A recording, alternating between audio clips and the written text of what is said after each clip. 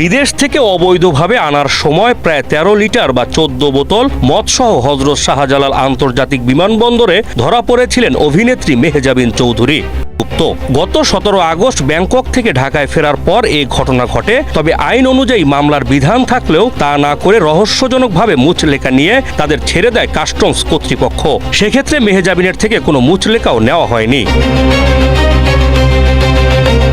জানা যায় BS218 এর একটি ফ্লাইটে গত ১৭ আগস্ট ব্যাংকক থেকে ঢাকায় ফেরেন অভিনেত্রী মেহজাবিন চৌধুরী। স্বামী আদনান আল রাজীব ও পরিচালক শঙ্খদাস গুপ্ত বিমানবন্দরের গ্রিন চ্যানেল দিয়ে বের হওয়ার সময় কাস্টমস তল্লাশিতে তাদের লাগেজ থেকে ১৪ বোতল অ্যালকোহল উদ্ধার করা হয়।